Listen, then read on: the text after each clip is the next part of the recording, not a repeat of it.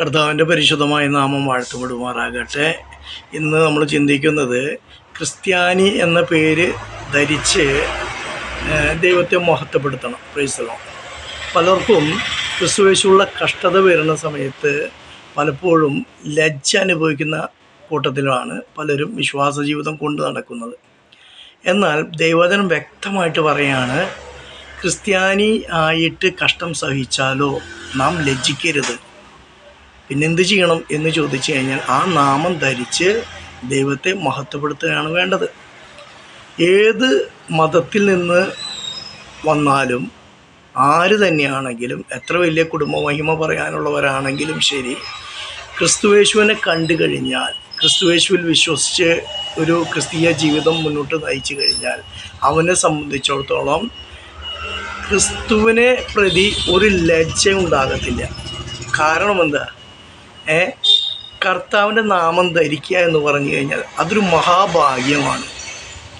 അതുപോലൊരു നാമം ഇനി ഉണ്ടാകാനില്ല, ഇനി നിങ്ങൾ കേൾക്കാനുമില്ല. അപ്പോൾ കർത്താവിൻ്റെ നാമം എത്ര നിർമ്മലമായൊരു നാമമാണ് അല്ലേ? ആ നാമം ധരിക്കുക എന്ന് പറഞ്ഞു കഴിഞ്ഞാൽ എൻ്റെ കർത്താവിന് വേണ്ടി ജീവിക്കുക, എൻ്റെ കർത്താവിൻ്റെ സത്യങ്ങൾക്ക് വേണ്ടി നിൽക്കുക, വിശുദ്ധിക്ക് വേണ്ടി നിൽക്കുക, വേർപാടിന് വേണ്ടി നിൽക്കുക, നീതിക്ക് വേണ്ടി നിൽക്കുക. അങ്ങനെ ആ സത്യത്തിന് വേണ്ടി നിൽക്കുമ്പോൾ കിട്ടുന്ന ഒരു ഷൈനിങ് ഉണ്ട്. നമുക്ക് വെളിച്ചത്തിൻ്റെ മക്കളെന്നല്ല പറയും നമ്മൾ.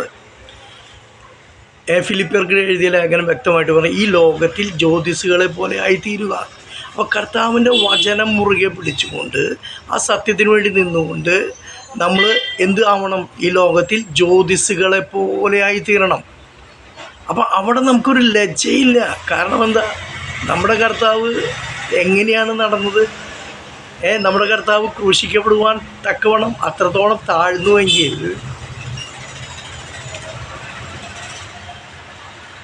ആ കർത്താവിനെ പ്രതി എന്ത് താഴ്ച ജീവിതത്തിൽ വന്നാലും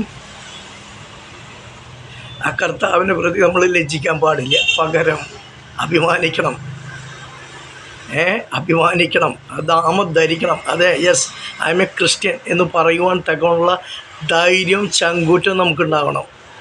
അത് ഏത് വിശ്വാസത്തിൽ നിന്ന് ക്രിസ്തീയ വിശ്വാസത്തിലേക്ക് വന്നാലും ശരി, നമുക്കൊരു ധൈര്യം നമുക്കുണ്ടാകണം.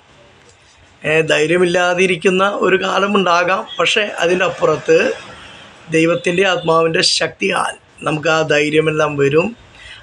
ആ ധൈര്യം വന്നു കഴിയുമ്പോൾ നമ്മൾ ധൈര്യമായിട്ട് പറയണം, yes, I M A Christian, ഞാൻ ക്രിസ്ത്യാനിയാണ്, ഞാൻ കർത്താവിൻ്റെ നാമം ധരിച്ചിരിക്കുന്നു. നമ്മുടെ പ്രവൃത്തികളിലൂടെ അത് നമ്മൾ വെളിപ്പെടുത്തി കൊടുക്കണം. Praise the Lord. കർത്താവ് അനുഗ്രഹിക്കട്ടെ.